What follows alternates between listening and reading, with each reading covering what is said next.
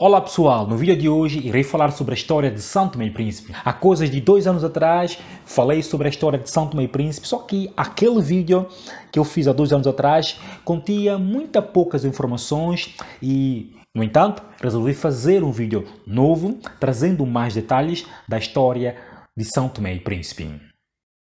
Já agora, não se esqueçam de subscrever no canal, dar o like e ativar o sininho da notificação para ficar a par de todos os vídeos e ajudar a crescer aqui este canal. São Tomé e Príncipe, oficialmente República Democrática de São Tomé e Príncipe, é um país insular africano que fica perto da linha do Equador.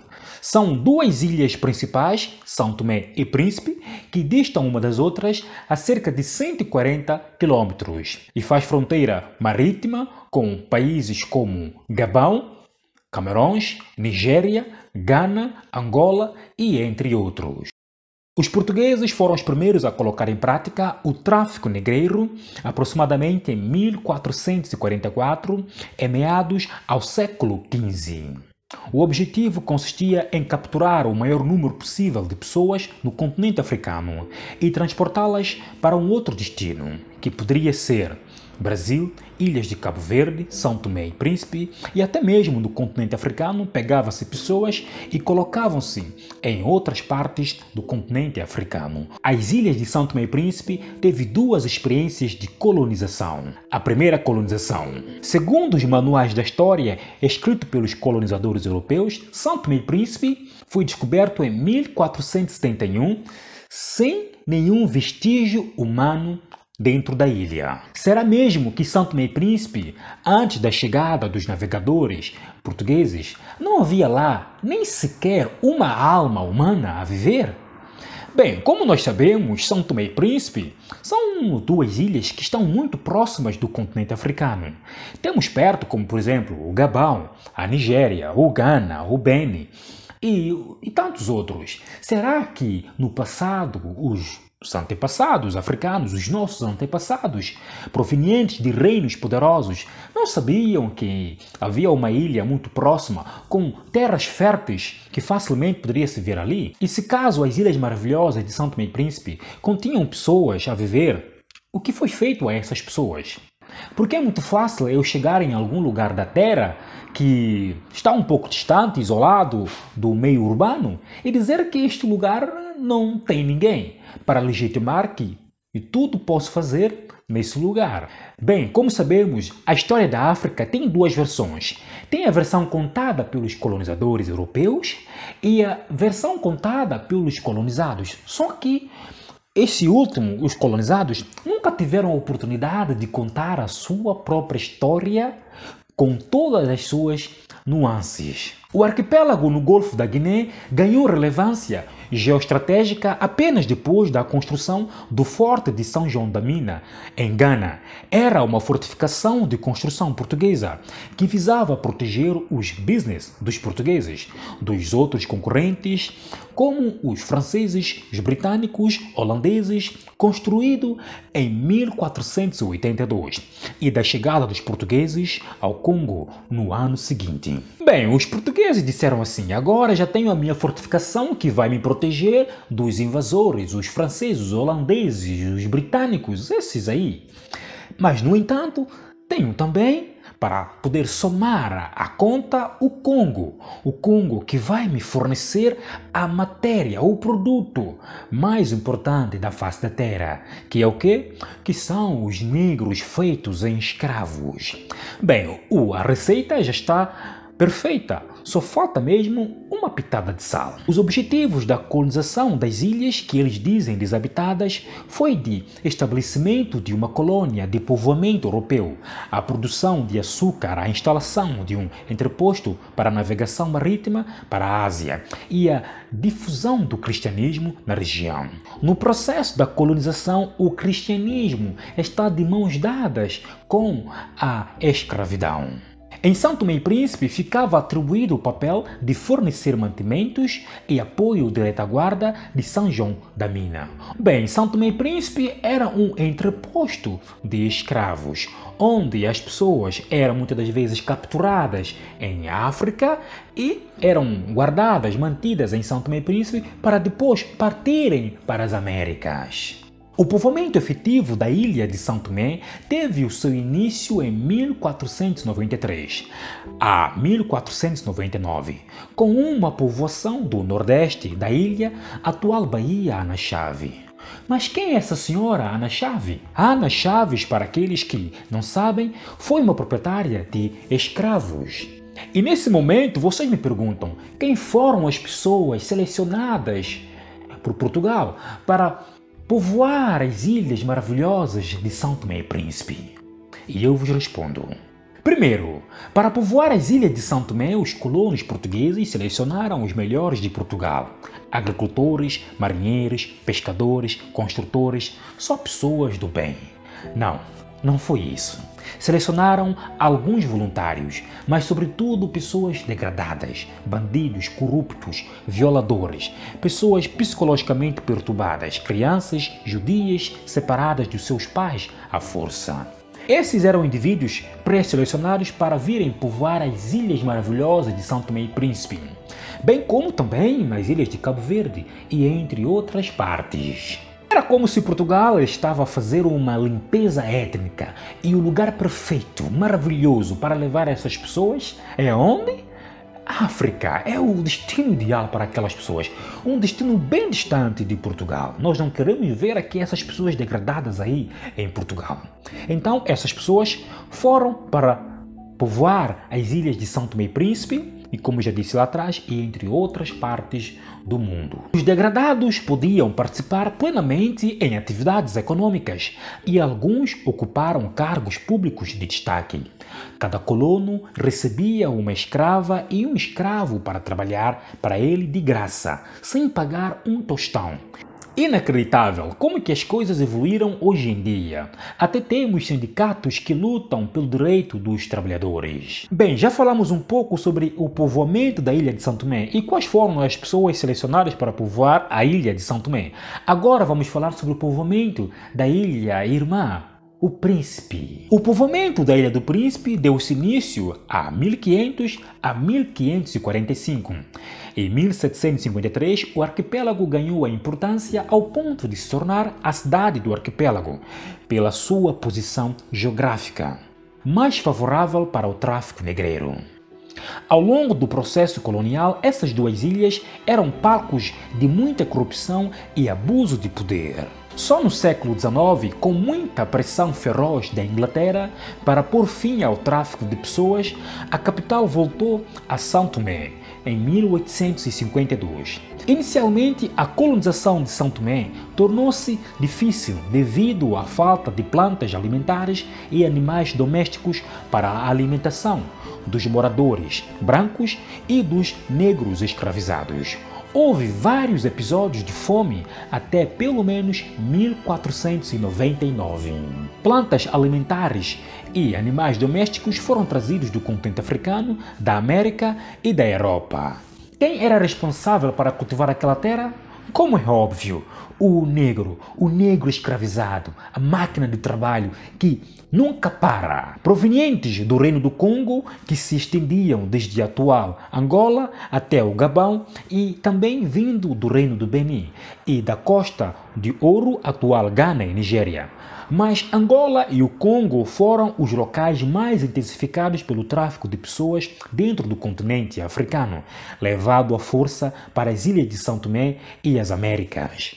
Infelizmente, muitos negros que não conhecem a sua própria história, que vivem ouvindo a sua história na boca do outro povo, vivem dizendo que os próprios negros vendiam seu próprio irmão. Não vamos negar que há sempre aqueles oportunistas, mas eles eram uma minoria muito ínfima. No entanto, o que acontecia? Pessoas que eram derrotadas de guerra pelos reinos vizinhos eram selecionadas para saírem do continente. Ou aquelas pessoas com más condutas, tal e qual como faziam os portugueses em Portugal, não é? Aquelas pessoas degradadas, os violadores, os abusadores, os corruptos, essas pessoas, elas eram selecionadas para saírem do continente.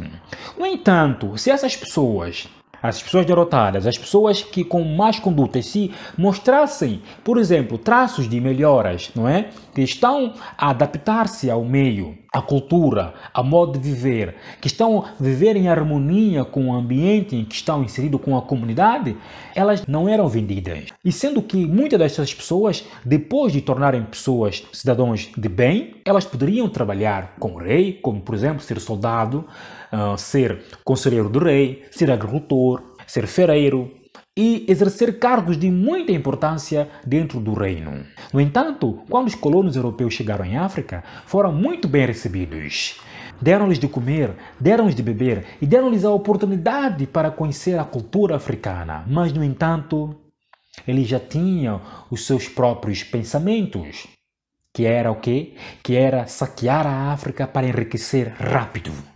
E não importa o sofrimento que poderia causar ao seu próprio semelhante. O continente africano é o único continente do mundo que durante esses 500 anos fez menos guerra que os continentes europeus e asiáticos. Vejamos o caso do continente europeu. Houve muitas guerras aqui na Europa, Primeira Guerra Mundial, Segunda Guerra Mundial e tantas outras guerras que houve por aí.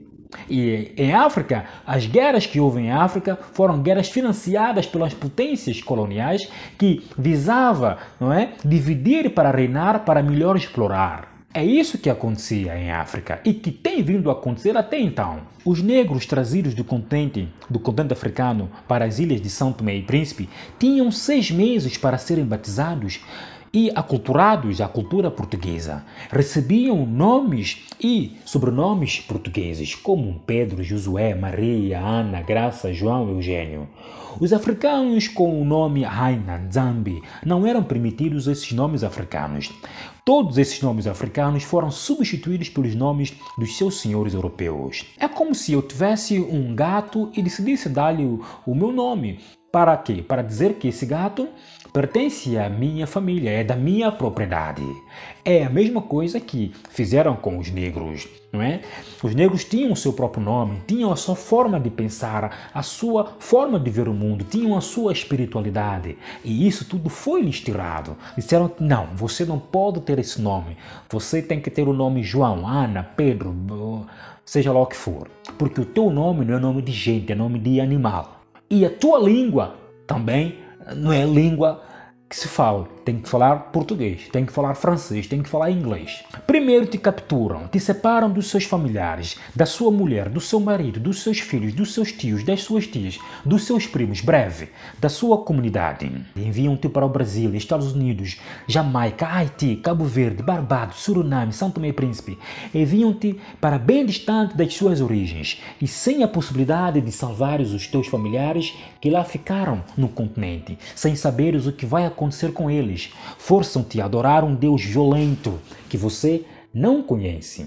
Tudo em nome do progresso e tens de aceitar calado. Caso contrário, irás arder no inferno para sempre. A pergunta que fica é o seguinte: mas que Deus é esse? Que Deus é esse? É Deus sanguinário, violento, um Deus que escraviza, que impõe as suas regras, que não respeita nada, nem ninguém. Aqueles negros africanos que recusavam a assimilação da cultura europeia, imaginemos o que acontecia com eles.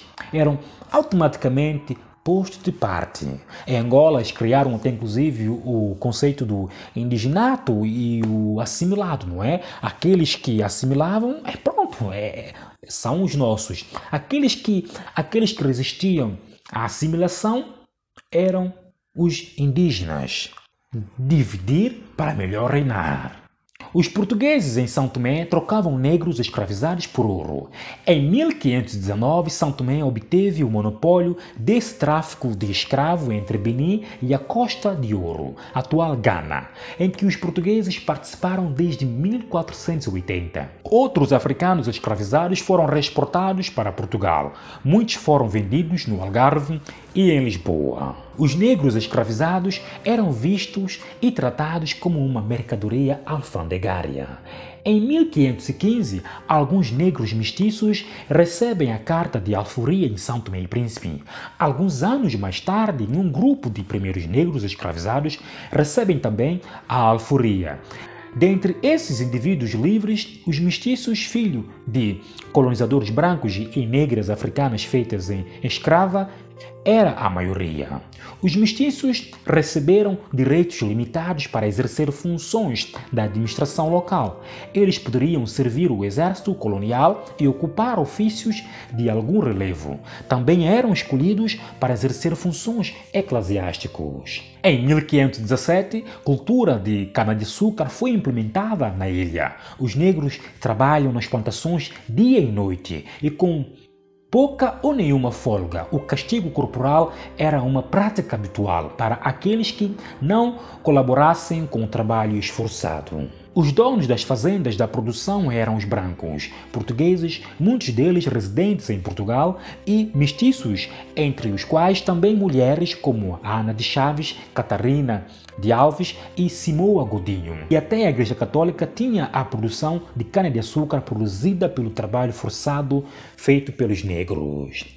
O açúcar foi exportado para Portugal e os mercados no norte da Europa, nomeadamente Antuérpia e Amsterdã.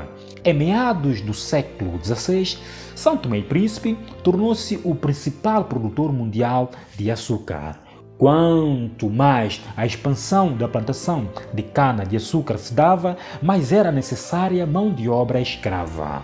Muitos negros escravizados, cansados da exploração e trabalho forçado, imigravam para o interior das ilhas, de preferência para regiões montanhosas. E essas pessoas que escapavam de trabalho forçado eram chamados de ngolá. A partir do século XIX, ficaram conhecidos por angulares. No século XVIII, um negro forro confrontou-se com os clérigos mestiços que discriminaram sacerdotes negros. O clima de disputa pelo poder político, cargos institucionais ou vantagens econômicas eram uma constante. Teoricamente, em 1836, o tráfico de pessoas escravizadas tornou-se ilegal, na sequência dos acordos que Portugal assinou com o Reino Unido. Contudo, continuou ilegalmente até em 1850, quando o Brasil acabou com esse comércio. Além disso, os africanos transformados em escravos continuaram a chegar de Angola, visto que, até a abolição da escravatura em São Tomé e Príncipe, em 1875, a legislação permitiu aos proprietários transferir o máximo de 10 escravos entre as colônias portuguesas. O tráfico de escravos e a venda de mantimentos garantiam o sustento da elite fura, que também se empregava na administração, enquanto a maioria, constituída por pequenos proprietários e rendeiros, dedicava-se à agricultura de subsistência. Ufa, falamos da primeira colonização. Agora vamos falar um pouco sobre a segunda colonização. Do que nos espera aí?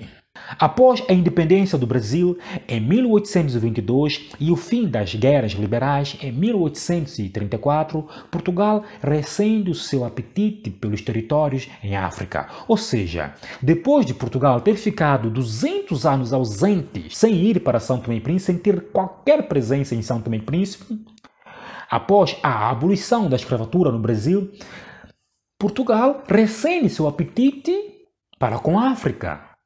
Ou seja, já perdemos o nosso Brasil, o nosso ouro, o nosso cacau, mas ainda temos a África, temos São Tomé, temos Angola, temos Guiné-Bissau, temos Moçambique. Uau, bingo! Em São Tomé, a introdução do café em 1787 e do cacau em 1820 do Brasil incentivou o restabelecimento da economia de plantação pelos portugueses na segunda metade do século XIX, que resultou em mudanças consideráveis na hierarquia social e política no arquipélago. Um dos pioneiros do cacau nas ilhas foi o mestiço João Maria de Souza e Almeida, 1816-1869, filho de pais baianos nascidos no Príncipe e antigo traficante de escravo, que reinvestiu o capital desse negócio na agricultura comercial. Em 1868, o rei de Portugal concedeu-lhe o título de Barão de Aguaisé. Bem, eu sempre ouvi falar desse Barão de Aguaisé, mas só que eu não conhecia nem sabia a sua história. Afinal, o Barão de Aguaisé foi um traficante de escravo. Por ter sido bem-sucedido na sua investida, teve o título concedido pelo rei de Portugal de Barão de Aguaisé. É muito engraçado que em São Tomé e Príncipe, as ruas de São Tomé, as localidades, têm nome dos antigos traficantes de escravos, como, por exemplo, a Baía da Ana Chave.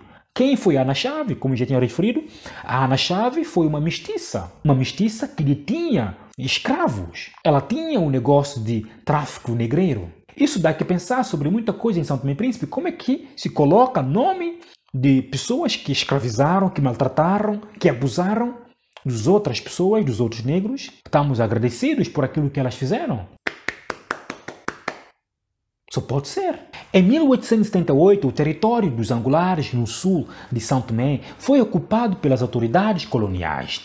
A ocupação do seu território não resultou da mudança da sua vida econômica, dominada pela pesca artesanal, contudo, levou a um maior intercâmbio com os foros e a alguma assimilação de sua cultura, sem que os angulares perdessem completamente suas características socioculturais e linguísticas. No meu ponto de vista, os povos dos angulares do distrito do Cauê são os povos mais bravos e que nós devemos muito a esse povo. Foi através dos angulares do distrito do Cauê que surgiu o Rei Amador. O Rei Amador, que foi um filho de São Tomé e Príncipe, que lutou para expulsar o colonialismo e a escravidão em São Tomé e Príncipe, mas que infelizmente foi traído por um foro. Sim, são coisas que nós temos que falar, porque aquele povo dos angulares até então está entregue à sua própria sorte. É um dos distritos mais pobres de São Tomé e Príncipe, mas foram eles é que são, inclusive, os guardiões da cultura de São Tomé e Príncipe.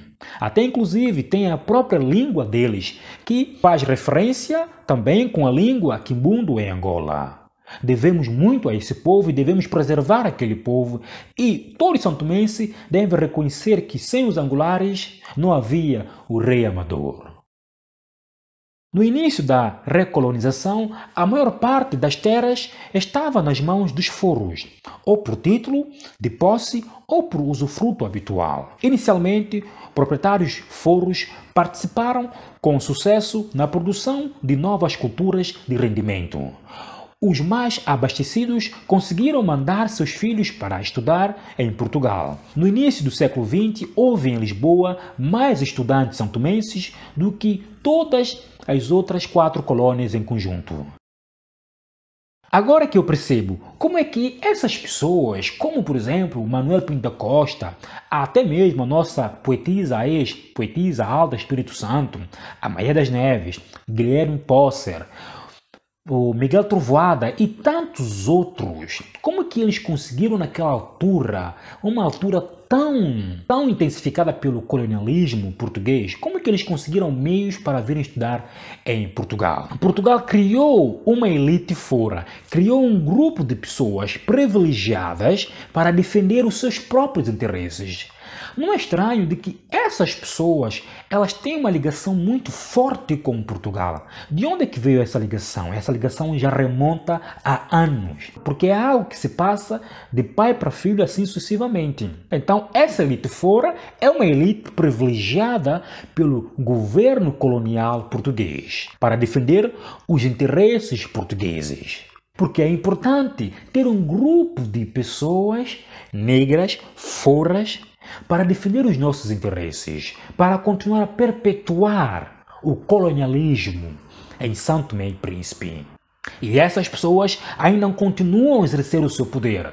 Elas, inclusive, podem não estar a exercer o seu poder fisicamente, mas elas criaram seus filhos para exercer esse poder, para continuar a ter esse privilégio. Bem, a parte disso, temos uma maioria da população fora marginalizada, atirada à sua própria sorte. E é essa elite fora privilegiada que até então domina São Tomé e Príncipe. Os santomenses tanto queixam, até mesmo os outros africanos queixam sobre a África.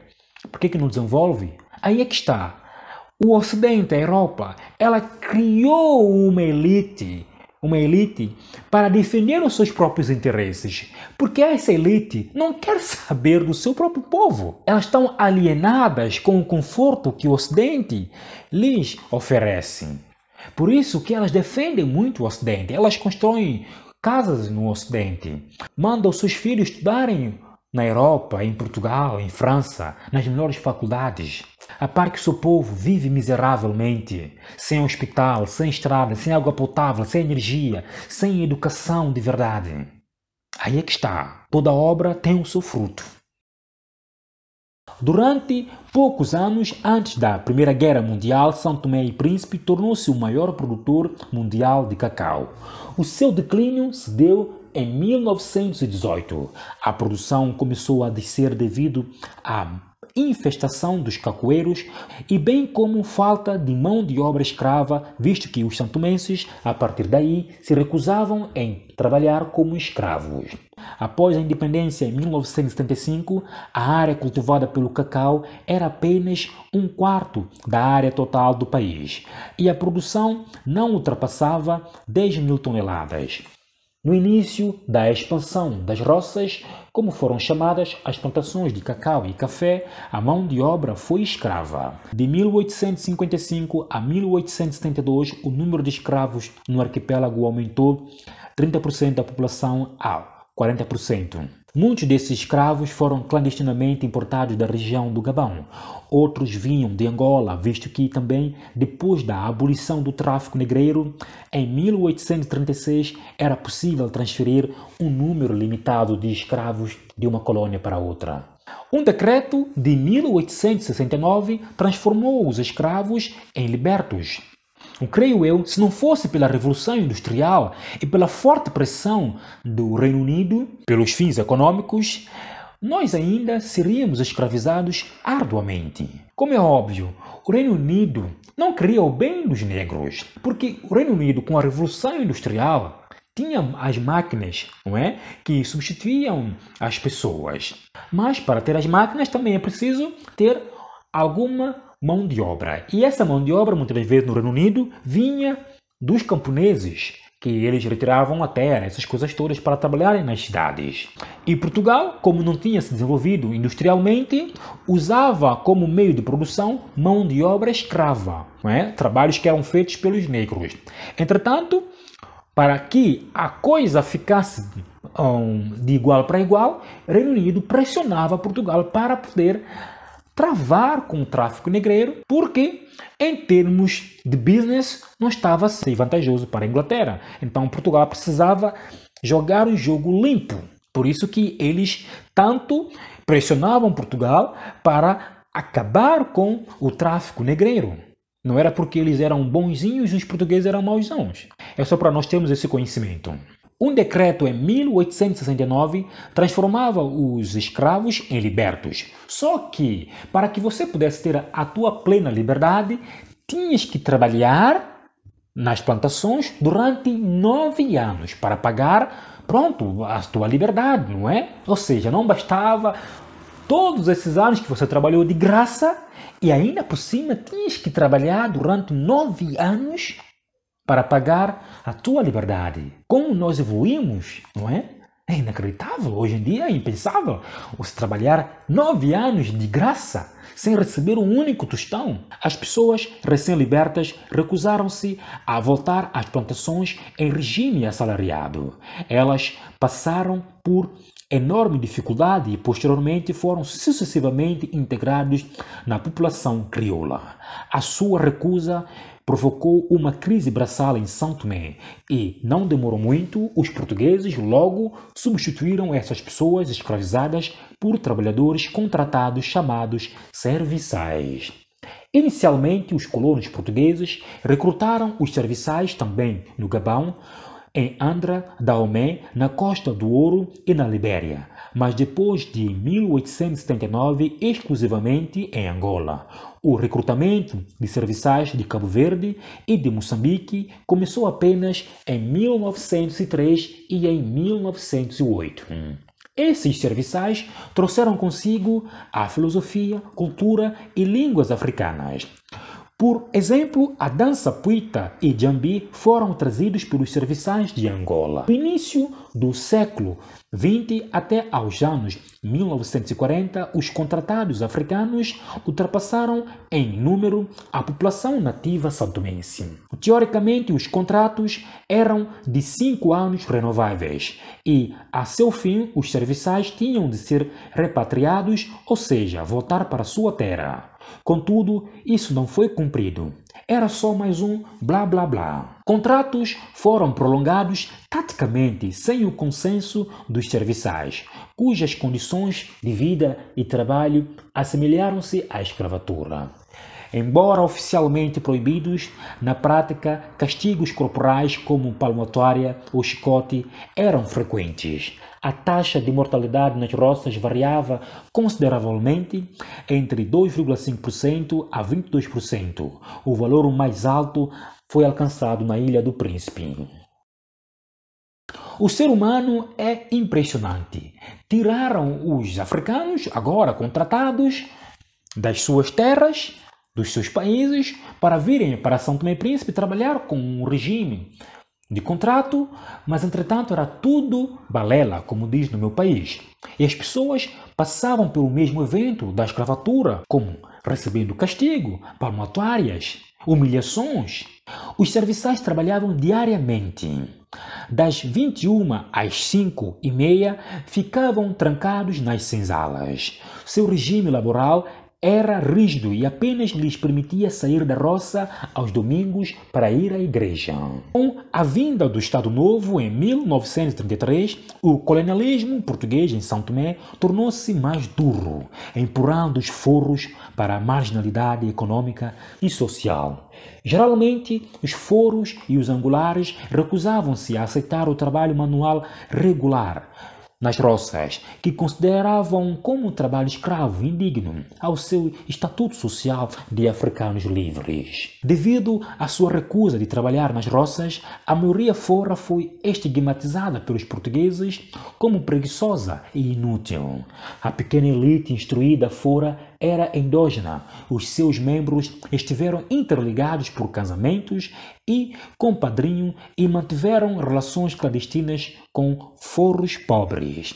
Os homens tradicionalmente polígamos também mantiveram relações com mulheres de origens mais modestas, com quem tinham filhos. Alguns homens tinham mais de 30 filhos com várias mulheres, que sempre em casas diferentes. Aí está onde começa o dito cujo que diz que os homens santomenses são mulherangos, porque a escravidão, a colonização, cria indivíduos negligentes, indivíduos despreparados para a sociedade, que tudo podem fazer a seu belo prazer. Se os santomenses não estudarem sua história para compreender que muitos dos seus comportamentos são frutos induzidos pela colonização e escravidão, e que também perpetua como falta de autoestima e a desordem social, São Tomé e Príncipe não terá futuro. Além disso, famílias crioulas abastecidas da cidade costumavam buscar como criado uma criança pobre das roças, principalmente uma menina, a chamada Minaquiá, literalmente menina para criar. O destino dessas meninas dependia da vontade da família do acolhimento. Com sorte, elas eram bem tratadas e podiam frequentar a escola. No pior caso, eram vítimas de maus tratos e abusos sexuais. Tudo isto é o fruto do colonialismo e a escravidão na ilha. Muitos indivíduos forros crioulos copiaram as formas de agir do colono. Isso está incutido no subconsciente de algumas pessoas, para não dizer grande maior parte das pessoas.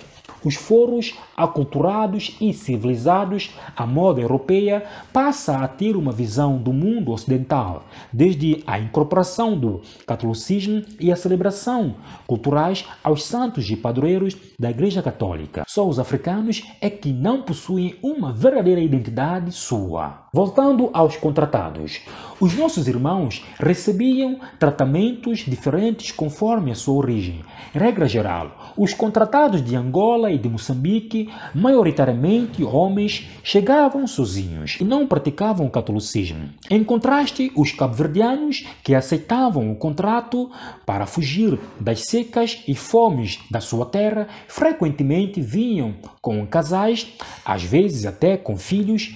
Eles eram católicos, em geral mais bem instruídos, e muitos falavam português. Os cabo-verdianos, que pouco resistiam às investidas dos colonos, eram bem aceites. Por seu lado, os cabo-verdianos mantinham atitudes de superioridade em relação aos outros contratados e aos foros. Os filhos de serviçais, nascidos nas roças, eram conhecidos como tongas. O ritual de cura para HDV, a apresentação do filho recém-nascido à igreja pela mãe, o flecê, a vigília de 7 dias em memória do falecido, o nosado, e a reunião familiar na quarta-feira das cinzas, o bocado, eram todos elementos da cultura fora. Em termos gerais, os serviçais angolanos e moçambicanos eram classificados como indígenas, conforme a legislação discriminatória do Estatuto do Indigenato, em vigor em 1926 a 1961. Os crioulos de Cabo Verde e de São Tomé e Príncipe nunca foram classificados como indígenas, mas também não excluídos explicitamente. Bem, pessoal, eu espero que vocês tenham ficado até aqui. Essa é a história de São Tomé e Príncipe. Vou trazer nos próximos vídeos mais eventos históricos de São Tomé e Príncipe, porque essa é uma parte extensiva da história, mas também há outras histórias para contar. Porque São Tomé e Príncipe é um país, apesar de ser pequeno, é um país com muita história. Bem, não se esqueçam de subscrever no canal, dar o like e ativar os sininhos das notificações para ficar a par de todos os vídeos. Nos próximos vídeos vou trazer mais conteúdos relacionados com a história do continente africano, porque precisamos falar sobre a história de África. Um povo sem história é um povo sem identidade. As pessoas pensam que a história de África está simplesmente atrelado à escravidão e colonialismo, algo que é mentira. A África é um continente diverso, é o berço da humanidade, tem muita história para contar e a sua história remonta há séculos e há séculos, muito antes da presença europeia, até mesmo árabe. Então, pessoal, fiquem comigo, deem o vosso apoio e o feedback. Não se esqueçam de me acompanhar no Instagram. Vou deixar aqui o link. E nos vemos para o próximo vídeo. Muito obrigado.